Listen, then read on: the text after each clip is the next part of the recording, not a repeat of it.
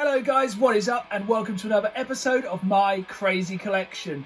So as you know, I've been collecting video games and video games merchandise for a couple of years now, and over my travels I've come across some strange, some cool and some downright weird items. In this series I'm going to go into details on a few key items from my collection.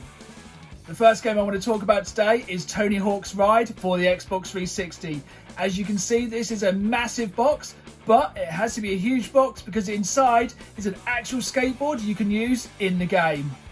So guys, before we open up the box and see what's inside and give this game a try, let's have a little talk about the history of the Tony Hawk's games. So the original Tony Hawk's Pro Skates were released in 1999 on the PlayStation 1. I think my favourite one of the games was a sequel, Tony Hawk's 2, that also came out on the PlayStation 1. I can't really put into words how much of an effect that game has had on my life. I could easily say that Tony Hawk's Pro Skater 2 had the greatest soundtrack of any game ever made. It literally changed my taste in music overnight. I loved hearing bands like Lagwagon, Papa Roach, Rage Against the Machine. The entire soundtrack was absolutely amazing and it made me pursue interest in so many other bands and different genres of music. At the time I had terrible taste in music, but after that I was hooked for life. That punk rock soundtrack mixed with rap was absolutely phenomenal.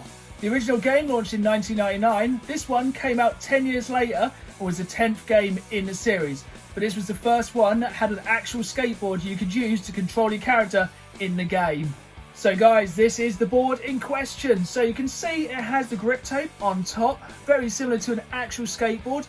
But what this uses is more the technology which was used in the Wii Fit board. So the board connects just like a wireless controller and has all the Xbox buttons down the sides here, so you can do all the menus in game. So how you use this in the game is you can kick it back or take it side to side to go into grinds or jumps.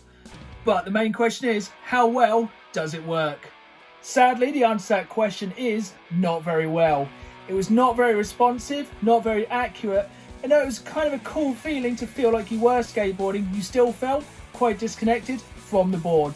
This was released at a time which was really make or break for the Tony Hawk's franchise. I don't want to say it kind of killed the franchise dead, but it definitely didn't help it, as it was starting to stumble a little bit as people were getting bored of the same game. Problem was, it didn't seem like Activision was about to give up on the board. The next year they released Tony Hawk's Shred, which I have here for the PlayStation 3. This time they did add snowboarding, but still the technology just wasn't quite there, responsive enough, or genuinely fun enough to really carry on the idea of using the plastic boards. At the end of the day though, I do have a special place in my heart for these plastic add-ons for games. I love Guitar Hero, DJ Hero. As you know, I love my light gun games. It just makes you feel a little bit more immersed in the game. It's just a shame this one didn't really quite pan out as well as they thought. Tony Hawk's franchise remained on rocky ground, especially after the release of Tony Hawk's 5, which was just an unmitigated disaster. It was glitchy and worst of all, it just played bad. No matter of patches could fix that problem. But there is hope. They have recently remastered Tony Hawk's 1 and 2 and they are absolutely incredible. So here's hoping they can get the franchise back to the top of its game. The next game I want to talk about is Saints Row 4 Super Dangerous Wob Wob Edition. Saints Row has been one of my favourite franchises ever since the very first game, even though I think it really came into its own on the second one, kind of getting out of the shadow of Grand Theft Auto and really taking its place in the world. It's always been a game that is super over the top, super stupid, super offensive, but super fun. The Saints Row games have a legacy of really good collector's editions. This is one of the more expensive ones, but not the most expensive collector's edition for this game. The Super Dangerous Wad Wad edition was exclusive to game in the UK and was limited to just one copy. That is one of the reasons I haven't got it in my collection. The other reason being is the cost, as it cost $1 million. Yes guys, you heard me right. It cost $1 million and was exclusive to game and there was one copy available. But what do you get for that $1 million? Quite a bit, to be fair. You may be asking, what do you get for $1 million? Well, you get yourself a Lamborghini, a Toyota Prius, trips to both Washington and Abu Dhabi, a day's worth of spy training, plastic surgery of your choice, but even more than that, a trip to space. You can actually go to space. So let's have a look what you get in this collector's edition, which was not quite $1 million. So we'll take off the presidential seal and you can see below what comes inside. So we have a copy of the game. This edition was for the PlayStation 3. Under there you have the big red button from the White House, a statue of the late great Johnny Gat, and best of all, the dubstep gun. So to begin with, here is the statue of the late great Johnny Gat. As you can see, it's still wrapped in its box. I haven't quite found anywhere on the shelves to put this yet, but I'm sure one day he'll be out proud on display. Next up, here is the red button for the presidential White House. Also has this quite nifty Saints Row themed key, which you simply slot in here, unlock, and the button is ready. Flick the switch and you can hit that big red button. But after the year we've had so far, I ain't hitting that button. So this is my favourite part of the collector's edition. This is the working replica of the dubstep gun. As you can hear, it's pretty loud. It does literally have a speaker in the front as well as a laser. So you can literally laser aim this gun. It is such a fun little collectible. It just shows how crazy the world of Saints Row really is. Saints Row 4 is an absolutely crazy, insane ride of a game. It's even better in multiplayer, playing along with friends. You can double the mayhem. I can't recommend it enough, and it's even easier to play it now as it's been remastered for both the PS4 and the Xbox One. Definitely check it out. So guys, let me know in the comments below. Are you a big fan of special and collector's editions of games? I really like when they have something a little bit different, like that dubstep gun in the game. But do you think there's ever going to be a crazier special edition than that $1 million one? And if you were to make a special edition, what would you put in it? Let me know in the comments below. So guys, this is the final item for today's episode of My Crazy Collection. At first glance, this might just look like a normal fat PlayStation 3. But look a little bit closer and you'll see everything's not quite as it seems.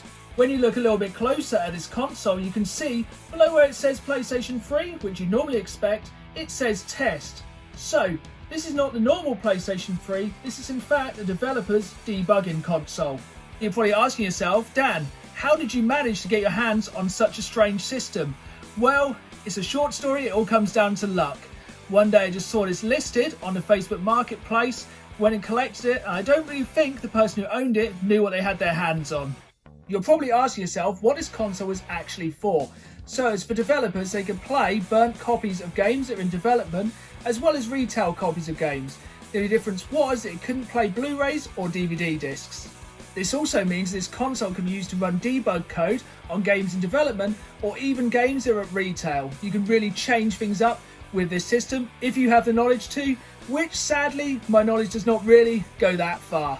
You're also probably asking yourself, what else can this console do?